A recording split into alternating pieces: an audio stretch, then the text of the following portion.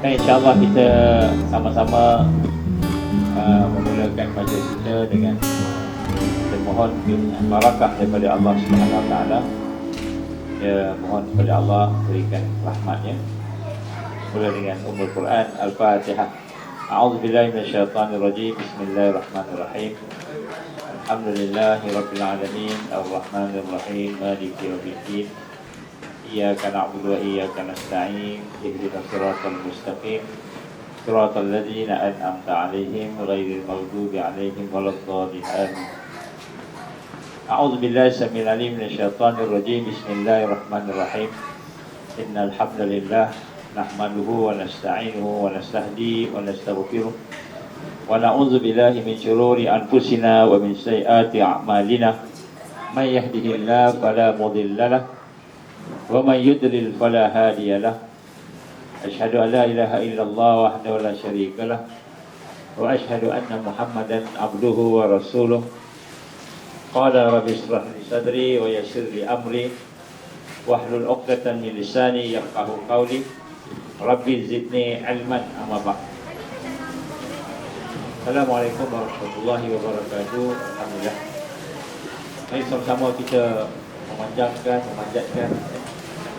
memperdalamkan syukur kepada Allah Subhanahu Wa Taala dengan izin, dengan kasih sayang Allah, dengan segala rahmat Allah Subhanahu Wa Taala, kita diberikan kesempatan pada hari ini untuk sama-sama kita berkumpul dan insya-Allah sama-sama kita meraihkan lagi Aidil Fitri di ladang Ansar Agro-Farm ini. InsyaAllah, marilah sama-sama kita memanjatkan syukur kita dengan kita membina satu perasaan bahawa dengan rahmat Allah, dengan kasih sayang Allah itu, kita diberikan peluang oleh Allah. Maka kita nak merasakan, kita nak kembali kepada Allah Subhanahu Wa Taala. Maka kita ingin memperbanyakkan menyebut nama Allah. Dan kita nak sama-sama mengagungkan Allah dalam kehidupan kita dengan kita memperbanyakkan menyebut asma Allah, nama-nama Allah. Kerana asma Allah yang disebut dengan penuh kesedaran, yang disebut dengan penuh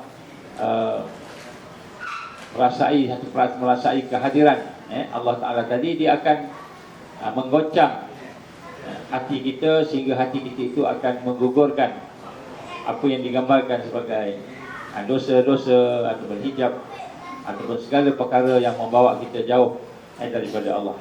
Jadi dengan kita memperbanyakkan menyebut nama Allah, kita membesarkan Allah, kita memuji Allah, maka mudah-mudahan kita akan dapat membersihkan hati kita dan seterusnya kita akan dapat lebih dekat lagi dengan Allah Subhanahu Wa Taala, sehingga kan kita mendapat istiqamah dengan ibadah Allah.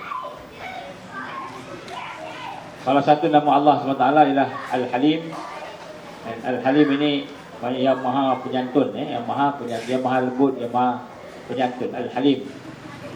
Jadi bila kita sebut nama Allah Al-Halim, mari kita sebenarnya memuji Allah. Allah lah yang maha penyantun, Allah yang maha berkuasa tadi, menyantuni, menjaga kita dengan penuh hikmah dan dengan penuh kekuatan. Kita pun sebut dia Halim, dia Halim. Kita merasakan bagai kita amat memerlukan kepada hikmah, kepada santunan, kepada pemeliharaan daripada Allah Subhanahu Wa Taala. Maka kita pun sebutlah ya Halim, ya Allah, ya Halim, ya Allah, ya Halim. Walaupun mungkin ada kawan kita nama Abdul Halim kan. Tapi sebenarnya bila kita tengok kawan kita yang nama Abdul Halim tu, hati kita nak ingat ni nama Allah ni Al-Halim kan? Al-Halim. Bukan kita sebut Al-Halim ingat kawan, ingat Allah kan. Terbaliklah kan. Kita hari ni sebut nama ingat kawan dulu kan. Kita tak ingat Allah. Jadi kita nak latih supaya hati kita ni sensitif dengan asma Allah, dengan nama-nama Allah, dan sensitif dengan peka dengan apa yang kita gambarkan sebagai sifat-sifat Allah Subhanahu Wa Taala. Jadi bila kita sebut ya Halim, ya Allah, ya Halim kan, ya Halim yang maha penyantun, ya Halim,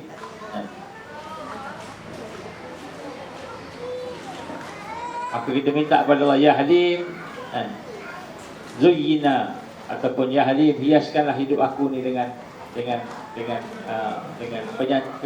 kesantunan, kesantunan. Baik. Jadi insya-Allah pada hari ini kita ingin sama-sama melihat satu perkara yang sedang berlaku di dalam dunia ini, dalam keadaan kita hari ini menyambut Syawal, yang mana kita kata Syawal ini adalah merupakan bulan kemenangan lah, kemenangan kerana kita dapat lepas daripada apa yang digambarkan sebagai ujian bulan Ramadan, bulan Ramadan. Jadi kita nak merasakan bagaimana dalam bulan Ramadan itu kita telah melalui berbagai ujian, berbagai perkara tadi, dan alhamdulillah kita dah sampai kepada bulan Syawal. Cuma kita nak kena rasa Syawal ni bukan hanya bermaksud kita kata lepasi bulan Ramadan, kembali kepada fitrah. Tetapi bulan Syawal juga sebenarnya adalah bulan kemenangan. Bulan kemenangan. Bulan kemenangan sama ada daripada ujian-ujian bulan Ramadan fizikal, ujian-ujian daripada bulan Ramadan spiritual. Jadi sebenarnya bulan Syawal ialah satu bulan yang kita nak ingatkan tentang kemenangan-kemenangan yang lahir daripada pertembungan nafsu dan iman, pertembungan antara nafsu dan iman. Begitu juga bulan Syawal ini adalah bulan yang penuh dengan kisah-kisah yang besar. Ketika zaman Rasulullah sallallahu alaihi wasallam ada beberapa perang besar berlaku dalam bulan Syawal. Antaranya peperangan Uhud, yang mana berlaku pada bulan Syawal, pertengahan bulan Syawal, tahun yang ketiga Hijrah. Maknanya selepas daripada perang Badar, lepas itu berlaku perang Uhud. Perang Uhud ni kita lihat bagaimana orang-orang kafir musyrikin telah berkumpul untuk balas dendam kerana mereka kalah dalam bulan Ramadan tahun sebelumnya, iaitu mereka dalam peperangan Badar. Jadi mereka kumpul, balik itu mereka kalah, balik itu mereka nak balas dendam. Masing-masing nak balas dendam lah. Nak balas dendam tentang apa sahaja yang boleh, kalau boleh nak hancurkan kita kata Rasulullah sallallahu alaihi wasallam dan sahabat-sahabatnya. Jadi berlaku perang Uhud itu berlaku dalam bulan Syawal. Bulan Uhud inilah yang mana kita melihat Rasul sallallahu alaihi wasallam telah tercedera, hingga berdarah wajah baginda Nabi sallallahu alaihi wasallam, berdarah, baginda tercabut giginya dan sebagainya. Kemudian begitu juga berlaku selepas itu perang Khandaq. Perang Khandaq berlaku juga dalam bulan Syawal, pada tahun yang ke-5 Hijrah, ataupun dipanggil sebagai perang Ahzab. Perang Ahzab. Jadi perang Ahzab ni pun berlaku bulan Syawal juga. Ketika itu tentera musyrikin berkumpul, bergabung untuk nak menghancurkan Islam.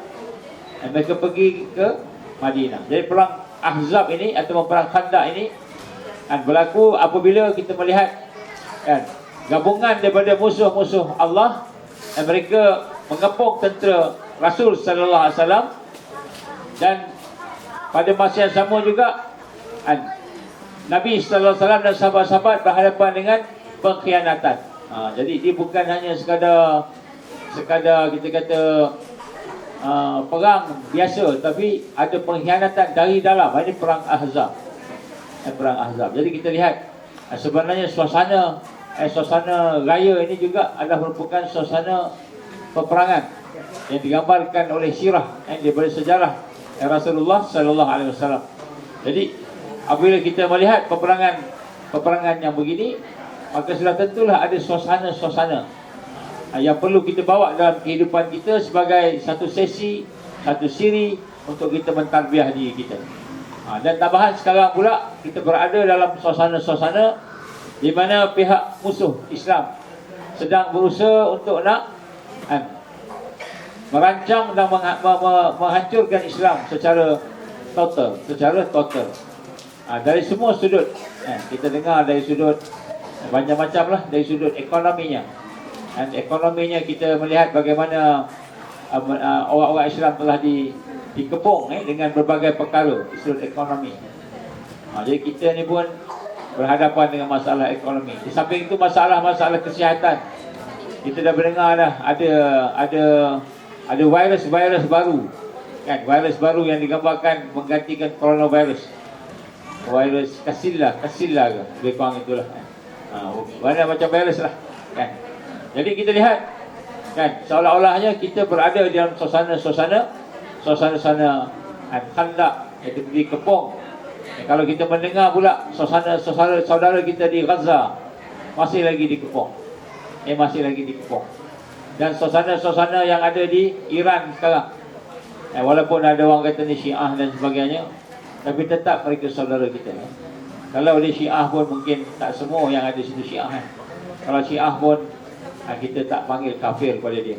Kalau ada orang yang panggil kafir itu mungkin syadid dah dia, kan. Tapi nak sebut sini, ini bukan masalah Syiah tak Syiah, ini masalah bagaimana kezaliman kepada saudara-saudara kita.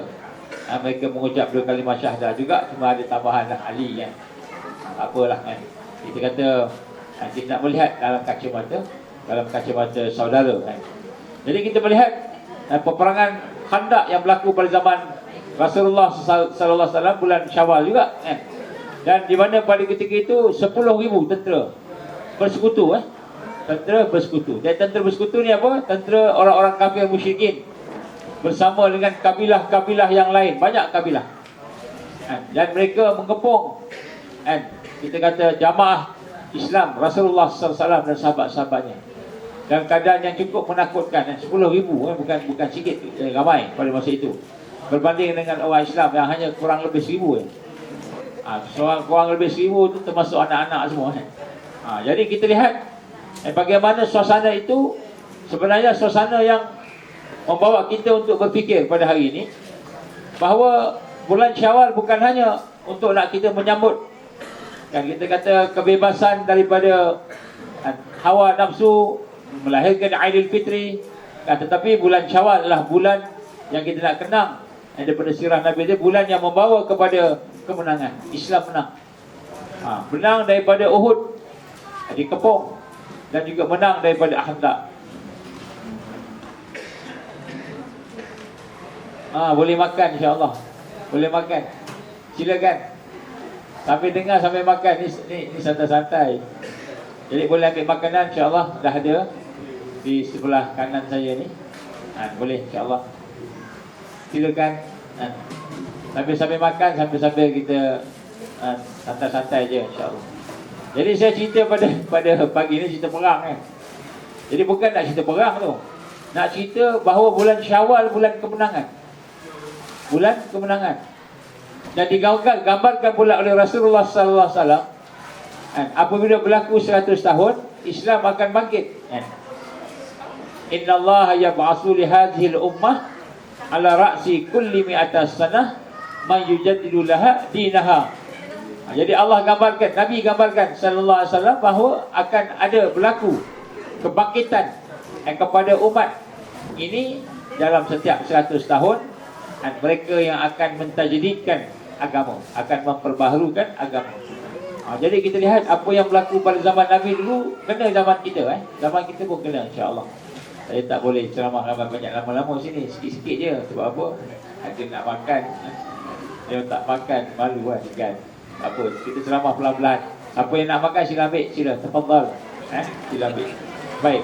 Seperti nak sebut sini, kita dalam suasana di mana, kan, saudara kita dikepung. Kalau di Gaza masih lagi ada kepungan. Malahan kepungan telah masuk ke Aqsa. Sebelum ini mereka telah menutup Masjid Aqsa. Nak sembahyang Jumaat pun tak dibagi, dan sebagainya lah. Jadi sebab itulah kita nak kena rasa di sini bahawa bila kita duduk dalam bulan Syawal yang tinggal beberapa hari lagi ni, minggu depan habislah, insya-Allah. Maka kita nak kena rasa selepas bulan Syawal dalam bulan Zulkaidah, bulan haji, bulan Zulkaidah, bulan Zulhijjah, dan kemudian lepas tu bulan apa? Bulan Muharram. Bulan Muharram ni pada bulan 6. Bulan 6 ni lah lebih kurang 15 bulan, 16 bulan akan masuk 1 Muharram lebih kurang lah, insya-Allah. Jadi kita sebut sini kita ada lebih kurang sebulan lebih, 2 bulan lah, 2 bulan lebih sikit lah, kan, untuk kita masuk kepada tahun baru bulan Muharram 1448. Dan insya-Allah daripada kajian-kajian kita mendapati bahawa sekiranya Allah izin akan berlaku satu perubahan besar di bulan di tahun hadapan, tahun 1448 akan berlaku satu perubahan besar. Apa perubahannya? Perubahannya itu bagi manusia kita akan berhadapan dengan lebih hebat lagi. Kita kata ujian-ujian. Kita kata ujian-ujian lebih hebat lagi. Mungkin dari sudut kesusahannya, mungkin dari sudut kesakitannya, ataupun penyakitnya, ataupun sebagainya. Jadi dari sudut ujian mungkin bertambah besar. Bagaimana Nabi SAW menggambarkan bahawa tidak akan berlaku hari kiamat sehinggalah tahun-tahun yang datang menjadi tahun-tahun yang semakin sukar dan susah. Ini bukan berita buruk sebenarnya, tetapi berita gembira. Kerana apabila kesukaran itu diturunkan oleh Allah dan kesukaran itu sampai kepada kemuncak, maka akan berlakulah kebangkitan. Jadi maknanya berita gembira. Memang kita akan berhadapan dengan kesakitan, kesusahan, tetapi kesakitan dan kesusahan itu sebenarnya akan berakhir dengan kemenangan Islam. Kemenangan Islam. Sebab itu kita nak tengok hari ini apa yang berlaku. Contohnya Iran dengan Amerika sekarang, Iran dengan Israel yang berlaku sekarang. Sebenarnya apa yang berlaku sebenarnya adalah merupakan penyusunan Allah untuk membina satu kebangkitan kepada umat. Kita kena rasa macam itulah. Jadi apakah yang perlu kita lakukan? Yang perlu kita lakukan di sini tidak lain tidak bukan ialah kita kena memahami hakikat hari raya, hakikat Syawal. Syawal ini maknanya ialah hari-hari ataupun kita kata hari raya, hari-hari kemenangan. Ini yang digambarkan oleh para muhakkikin, itu hari-hari kemenangan. Sebagaimana digambarkan oleh Imam Hasan Al-Basri, yang dikata setiap hari itu tidak digunakan untuk maksiat. Sekiranya setiap hari itu maksiat tak ada, ataupun maksiat berkurangan, mungkar berkurangan, kita kata kesalahan berkurangan, maka itulah hari raya. Kata Hasan Al-Basri rahimahullah. Jadi dikatakan sini, maka sebab itulah kita lihat sebenarnya apabila kita duduk di dalam bulan Syawal, kita nak membayangkan kemenangan yang insya-Allah tak lama lagi kepada umat Islam. Jadi sebab itulah pada hari ini perkara yang kita nak kena sama-sama rasa, antara perkara yang berlaku, yang bakal berlaku dalam masa setahun, 2 tahun ini, tahun depan, mungkin tahun 2028 mungkin akan berlakulah pertemuan yang kita tak dapat elakkan, pertemuan yang tidak dapat dielakkan, pertemuan yang digambarkan sebagai al-malhama al-kubra. Kita tak boleh nak elak. Sebab tu peringkat-peringkatnya bagaimana digambarkan oleh Allah dalam surah Al-Imran. A'udzubillahi minasyaitanirrajim. Untuk kita dapat kemenangan ni kita kena lalui 3 peringkat. Peringkat yang pertama diri kita. Yang pertama sekali bagaimana digambarkan dalam surah Al-Imran. Apa katanya? Apa firman Allah? Ya ayyuhallazina amanu sabiru wasabiru warabitu wattaqullaha la'allakum tuflihun. Wahai orang-orang yang beriman, sabar. Peringkat yang pertama kita nak kena sabar. Sabar ni maknanya apa sabar? Dalam keadaan sekarang, sabar daripada melakukan maksiat dan mungkar. Daripada keadaan sekarang, sabar dalam kita beristiqamah dengan amalan soleh. Sabar untuk menghadapan dengan kelemahan-kelemahan dan membina kekuatan. Sebab tu ya ayyuhallazina isbiru tu, sabar tu yang pertama ialah sesuai dengan apa yang digambarkan Allah dalam Al-Quran, wa'idul lahum mastata'tum min quwwah. Hendaklah kamu mempersiapkan diri kamu dengan segala kekuatan. Jadi sabar yang pertama bermakna i'dad. I'dadnya apa? Kita mempersiapkan diri kita dengan kekuatan. Jadi maknanya sebelum berlaku sesuatu yang besar, tak tahu bila. Mungkin pertengahan tahun depan. Pertengahan tahun depan. Tahun depan ni tahun 1448. Bulan Jun ni masuk tahun baru Hijriah. 1448. Dan kemudian selepas tu mungkin akan berlaku sesuatu yang besar. Sama ada ekonomi kita jatuh ke, ataupun ada berlakunya pertembungan antara kaum ke, ataupun apa saja, kita tak tahulah. Dan itu semua antara yang kita ingin melihat ketegangan yang mula berlaku sekarang. Jadi yang pertama sekali i'dad. I'dad ni maknanya isbiru, kamu sabar. Sabar. Kemudian wasabiru, kamu kuatkan sabar. Kamu isbiru wasabiru, kamu kuatkan sabar. Kuatkan sabar macam mana? Kita kena ribat fi sabilillah. Jadi maksud kuatkan sabar itu dalam konteks tajdid. Dalam konteks tajdid ialah kita ribat, melaksanakan ribat. Ribat ni maknanya apa? Kita tahu kekuatan kita. Ni saya nak sebut pagi ni lah. Kita tahu kekuatan kita. Apa kekuatan kita? Kekuatan kita makan, contohnya. Kita kuat makan, kekuatan kita makan, contohlah kan. Jadi pastikan persiapan untuk makanan cukup untuk umat, bukan untuk kita, untuk umat. Kita mahir bahagian engineering, maka kita kena bergabung dengan mereka yang nak berjuang tadi, memantapkan ilmu kejuruteraan umat. Jadi ribat. Ribat ni maknanya, kalau asal makna ribat ni, kita berjaga di sempadan. Berjaga di sempadan. Dan dalam konteks hari ini kan, kita belum lagi nak ada apa di sempadan-sempadan yang berbentuk peperangan. Kat Malaysia tak ada lagi lah kan, tak ada lagi. So kita menjaga posisi kita dalam mempertahankan dan memperkuatkan Islam. Posisi kita sebagai apa? Kalau kita wanita, ibu, pastikan anak-anak, pastikan rumah tangga, pastikan kita menjadi kan, kita kata yang membina kekuatan kepada suami. Supaya suami pergi berjuang. Jangan suami lembik tengok movie ataupun suami lembik tak boleh nak buat apa. Pastikan anak-anak diberikan dengan semangat perjuangan. Anak-anak dikenalkan dengan kekuatan, dikenalkan dengan musuh. Ini ibu. Ini ribat. Jadi ribat ni maknanya kita menjaga posisi kita masing-masing, mengikut kemampuan kita masing-masing ke arah maksima, untuk berkhidmat dan membina i'dad kekuatan Islam. Jadi ribat ini dalam konteks pada hari ini tempat yang berperang, mungkin seperti di Gaza contohnya, ataupun di Iran sekarang, ataupun di Syria, sebagian tempat di Yaman contohnya.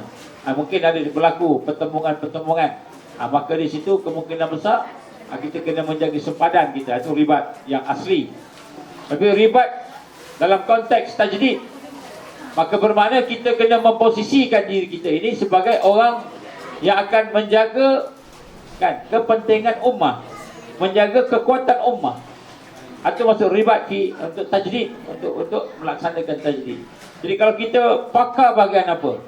Bahagian satu bahagian, maka kita gabungkan diri kita dengan mereka yang mahu melaksanakan kerja-kerja membina keamanan dan keadilan dan kemanusiaan, yang kita kata keagamaan, nak jaga agama, jaga negara, jaga bangsa. Maka kita gabungkan dengan mereka dan kita membantu membina kekuatan ummah. Jangan seorang-seorang lah maknanya. Jadi bila Allah gambarkan ya ayyuhallazina amanu isbiru wasabiru, wasabiru maknanya kuatkan sabar, isbiru sabar.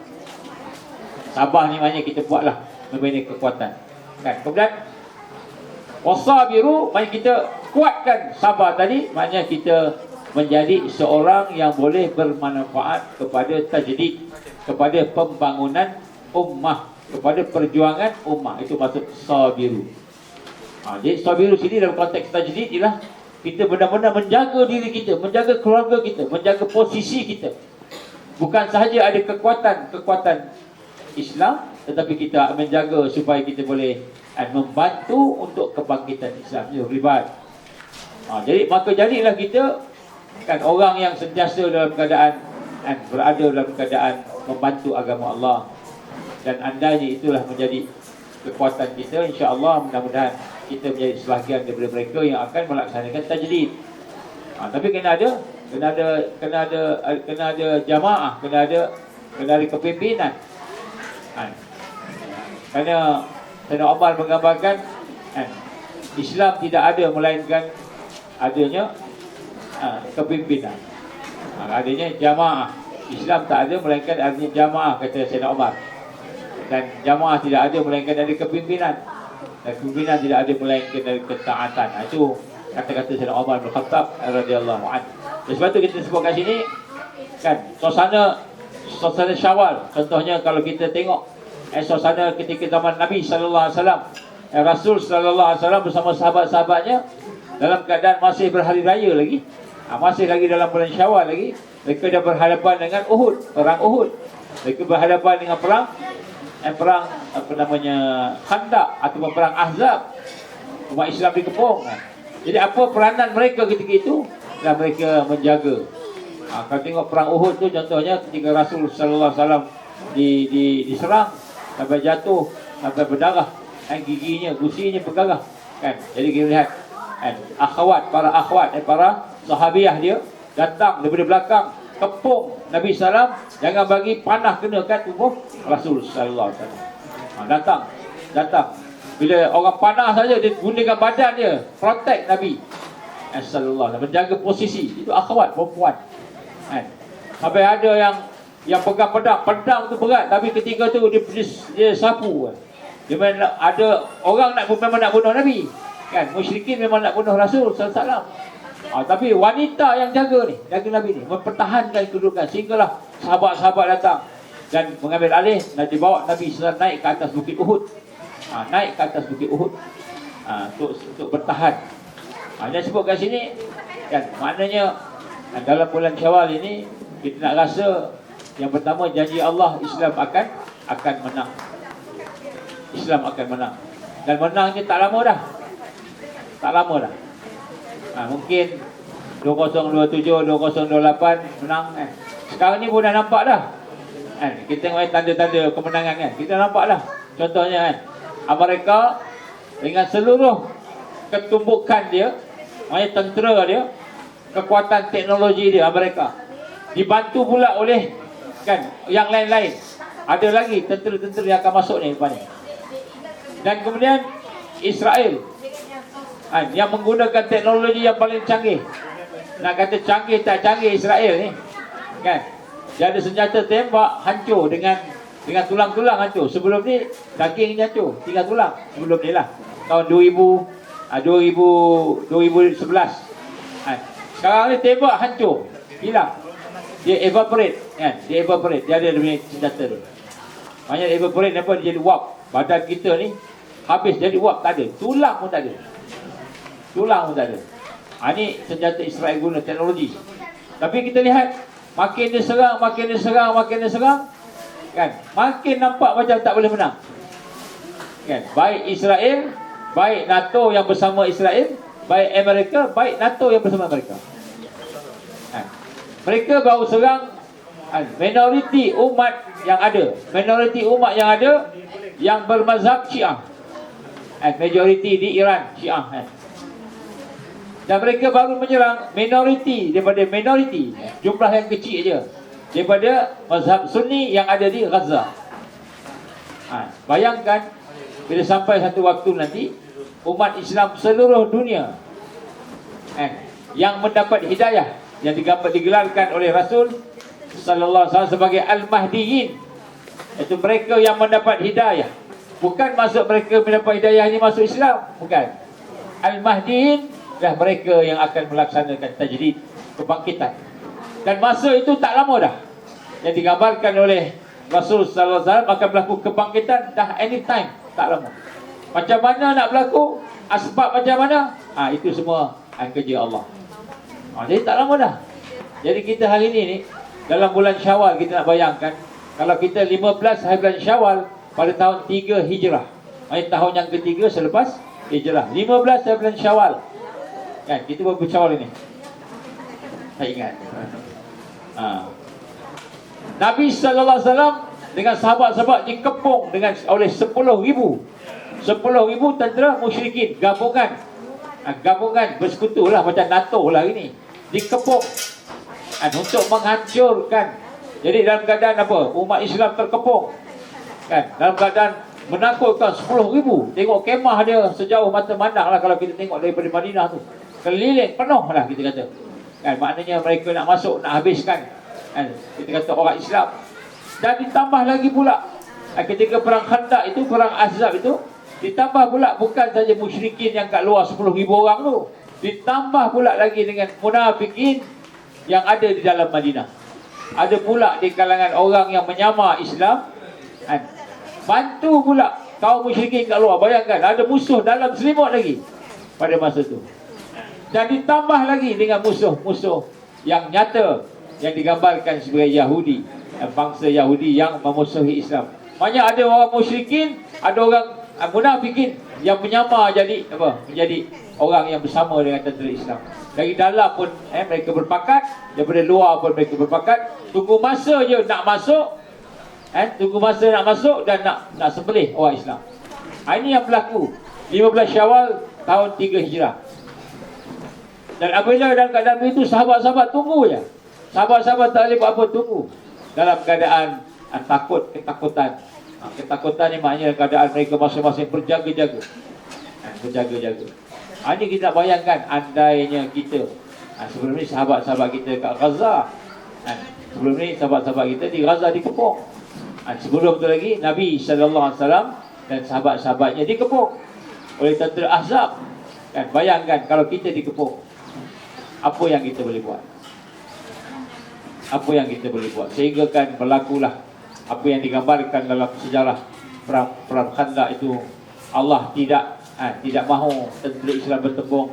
Allah hantar bantuannya yang berupa angin, yang berupa ribut angin. Allah hantar ribut, hantar angin pada tentera-tentera musyrikin yang ada di sempadan Madinah.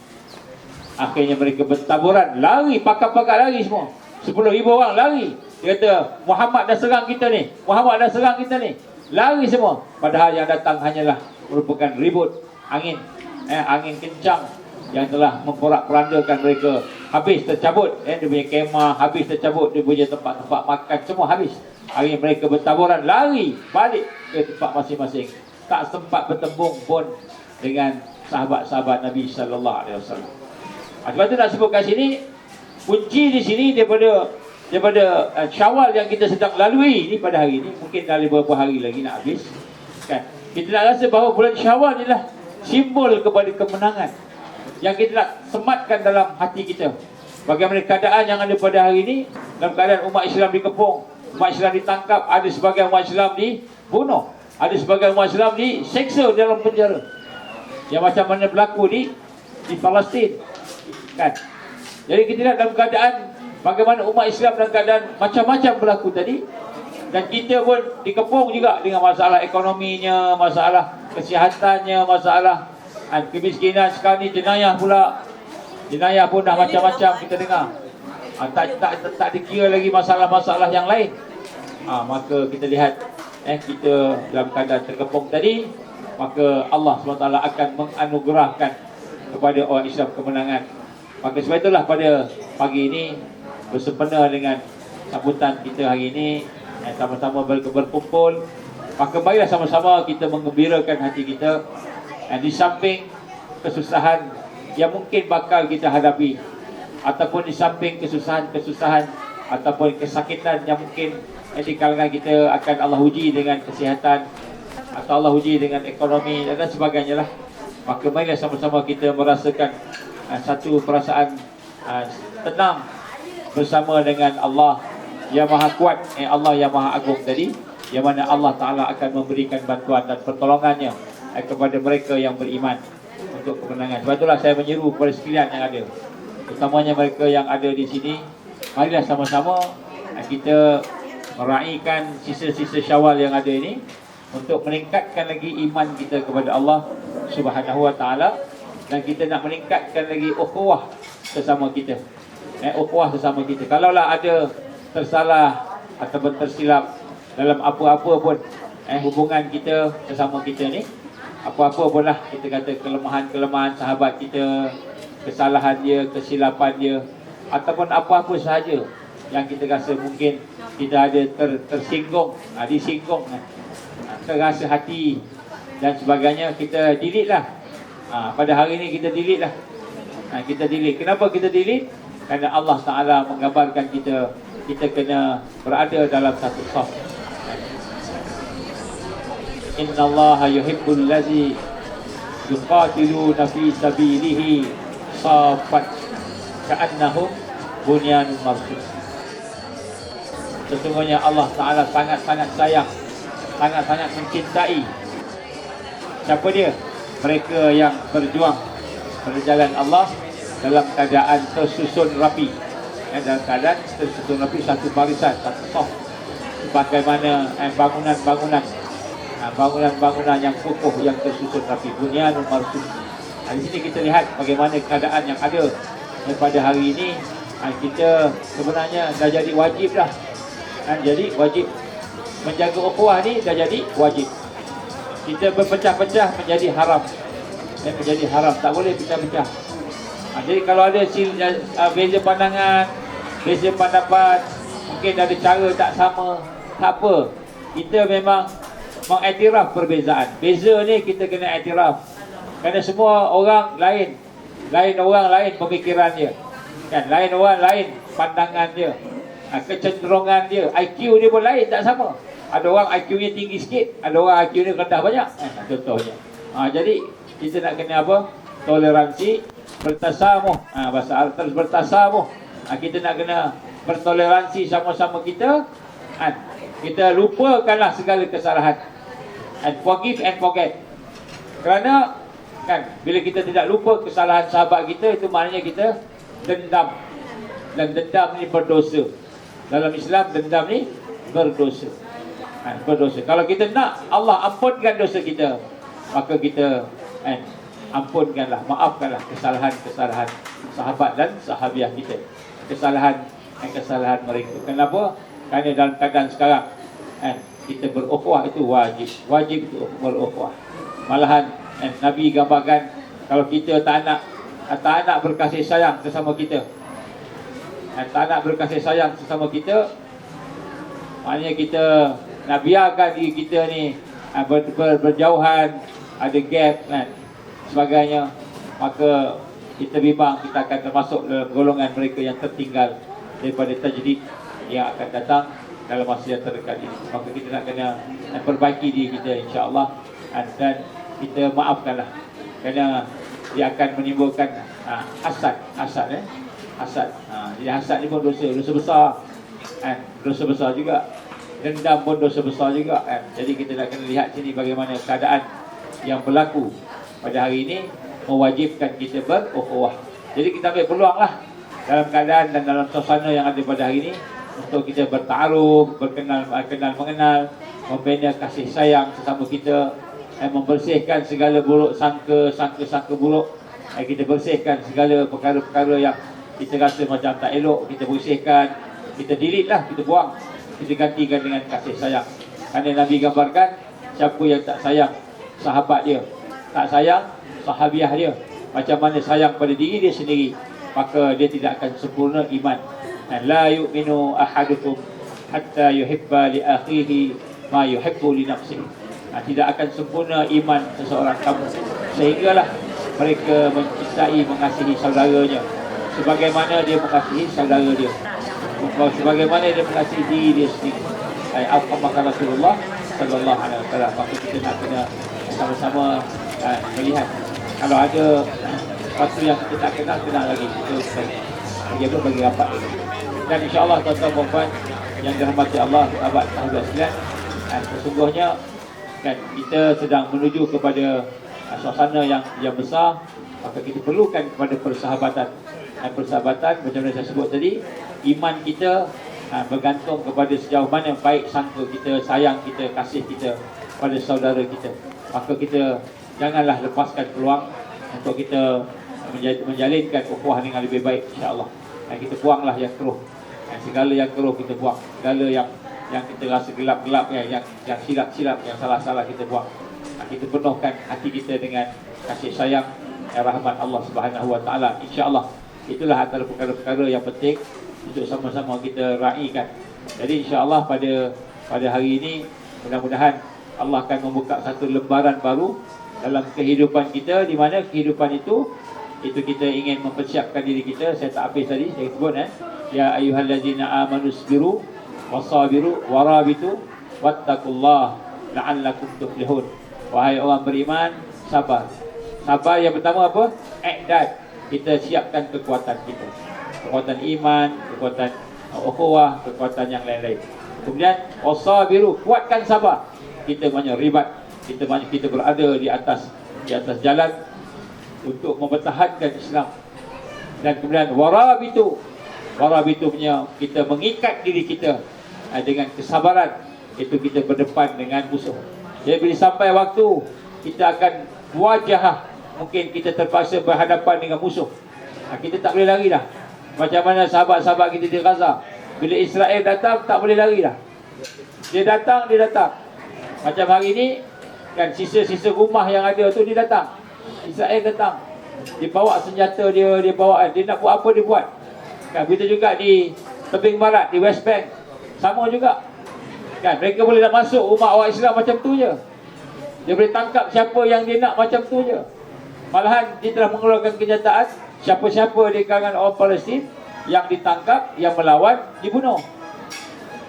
Dia dah keluarkan kenyataan, tak kira salah ke tak salah ke, tangkap, lawan, bunuh. Ini yang sedang berlaku di Palestin.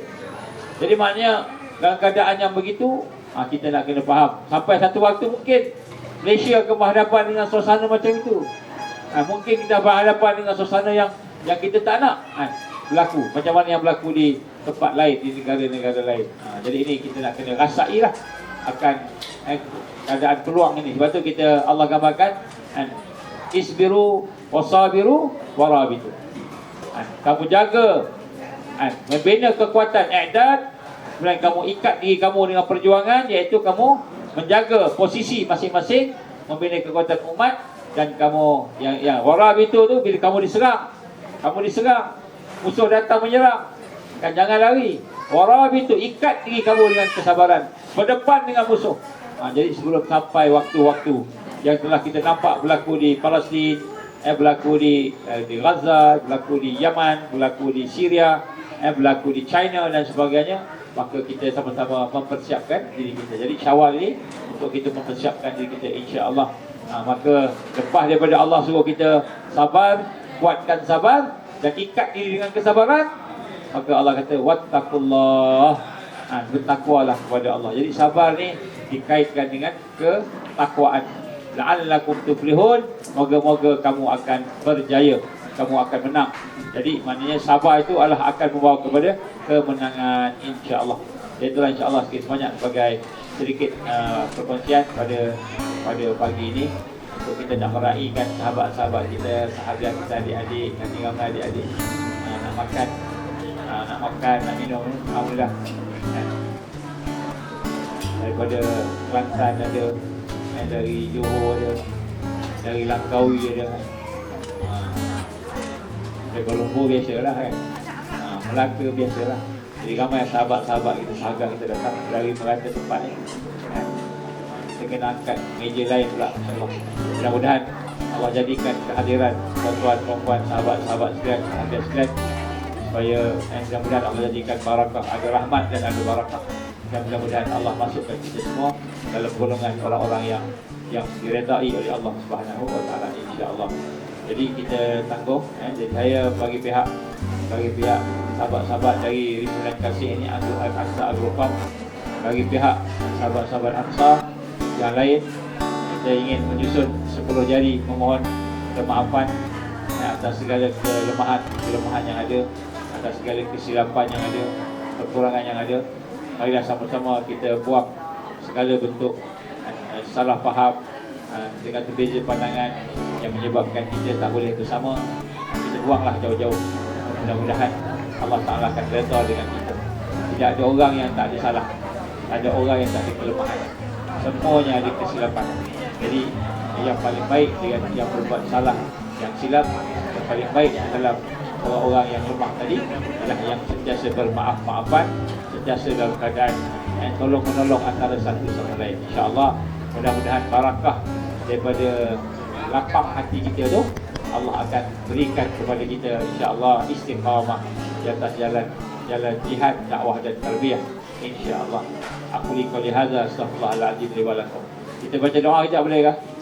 Kita baca doa al-Baqarah. Betul sama makan. Boleh? Berhenti sekejap.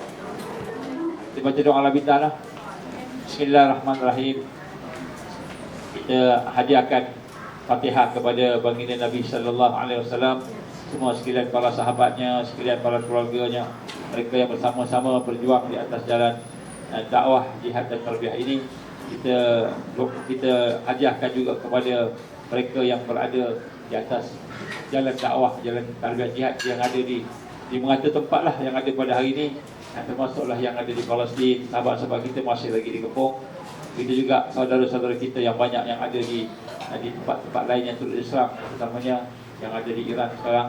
Ada ramai juga Sunni kat sana, bukan Syiah saja, ada Sunni juga, dan ada juga orang-orang Islam yang lain. InsyaAllah kita hadiahkan juga kepada kedua ibu bapa kita, kepada sekalian mereka yang bersama-sama dengan kita, sahabat-sahabat kita doakan mudah-mudahan barakah bacaan ini, doa ini, kita diberikan oleh Allah kekuatan untuk istiqamah sehinggalah mendapat husnul khatimah insya-Allah. Al-Fatihah. A'udzubillahi minasyaitonirrajim. Bismillahirrahmanirrahim. Alhamdulillahirabbil alamin, arrahmanir rahim, maliki yaumiddin. Iyyaka na'budu wa iyyaka nasta'in. Ihdinas siratal mustaqim. Siratal ladzina an'amta 'alaihim ghairil maghdubi 'alaihim waladdallin. Amin. A'udzubillahi minasyaitonirrajim. Bismillahirrahmanirrahim. Alhamdulillahi rabbil alamin, wassalatu wassalamu ala asyrafil anbiya'i wal mursalin wa ala alihi wa sahbihi ajma'in. Allahumma innaka ta'lamu anna hadhil qulub, Allahumma innaka ta'lam anna hadhil qulub, Allahumma innaka ta'lam anna hadhil qulub qad istama'at ala mahabbatik waltaqat ala ta'atik wa tawahadat ala da'watik wa ta'ahadat ala nusrati syari'atik. Wasikillahumma rabitataha, wasikillahumma rabitataha ya Allah, wasikillahumma rabitataha wa adimuttaha wahdiha subulaha wamla'aha binurika alladhi la yakhbu washrah suduraha bifaidil iman bik wa jamilit tawakkuli alaik wa ahyiha bima'rifatik wa amit ala syahati fi sabilik ya Allah. Innaka ni'mal maula wa ni'mal nasir. Ya Allah, sesungguhnya Engkaulah yang maha mengetahui bahawa hati-hati ini telah berkumpul di atas dasar cinta padamu, bertemu di atas dasar ketaatan padamu, bersatu dalam rangka menyeru pada jalanmu. Dan hati-hati ini telah berjanji setia untuk membela syariatmu. Maka ya Allah, kuatkanlah ikatan hati-hati ini. Ya Allah, abadikanlah kasih sayang hati-hati ini. Tunjukkanlah jalan-jalanmu ya Allah. Penuhilah hati ini dengan cahayamu yang tidak pernah redup. Lapangkanlah dada dengan limpahan iman dan keindahan tawakal kepadamu. Hidupkanlah tawakal kepadamu ya Allah. Hidupkanlah ia dengan pengenalan makrifat kepadamu ya Allah. Dan matikanlah ia dalam keadaan syahid perjalanmu ya Allah. Sesungguhnya Engkaulah sebaik-baik pelindung, Engkaulah sebaik-baik penolong. Allahumma inna na'udzubika min an nusyrika bika syai'an na'lamu wa nastaghfiruka lima la na'lam. Allahumma rabbana hab lana min azwajina wa dhurriyyatina qurrata a'yun waj'alna lil muttaqina imama. Rabbana atmim lana nurana waghfir lana innaka ala kulli syai'in qadir. Rabbana hab lana min azwajina wa dhurriyyatina qurrata a'yun waj'alna lil muttaqina imama. Ya Allah, bantulah kami ya Allah. Jadikanlah kami sebahagian daripada al-mahdiyin yang menegakkan agamamu ya Allah, mentajdidkan agamamu ya Allah. Jauhkanlah kami daripada segala perpecahan dan kemungkaran, maksiat dan segala perkara yang kau murkai ya Allah. Jauhkanlah kami daripada segala kesalahan-kesalahan, kelemahan-kelemahan. Perbaikilah diri kami ya Allah. Ya Hayyu ya Qayyum bi rahmatika nasta'in. Ya Allah, dan penuhilah kami dengan cahaya-cahayamu, cahaya-cahaya yang membawa kepadamu ya Allah. Rabbana atmim lana nurana waghfir lana innaka ala kulli syai'in qadir. Rabbana atina fid dunya hasanah wa fil akhirati hasanah wa qina azabannar. Allahumma khtim alaina ya Allah bi husnil khatimah wa la takhtim alaina ya Allah bi su'il khatimah. Allahumma ya muqallibal qulub tsabbit qulubana ala dinik, ala ta'atik, ala jihad fi sabilik. La ilaha illa anta subhanaka inna kunna minaz zalimin. Rabbana taqabbal du'aana innaka antas samiul alim wa tub alaina ya Allah innaka antat tawwabur rahim. Wa sallallahu ala sayyidina Muhammad wa ala alihi wa sahbihi wa baraka wa sallam. Subhana rabbika rabbil izzati amma yasifun wassalamun alal mursalin walhamdulillahi rabbil alamin. Subhanakallahumma wa bihamdika asyhadu an la ilaha illa anta astaghfiruka wa atubu ilaik. Bismillahirrahmanirrahim. Wal 'asr innal insana lafi khusr illa alladhina amanu wa 'amilus solihat wa tawasaw bil haqqi wa tawasaw bis sabr. Assalamualaikum warahmatullahi wabarakatuh.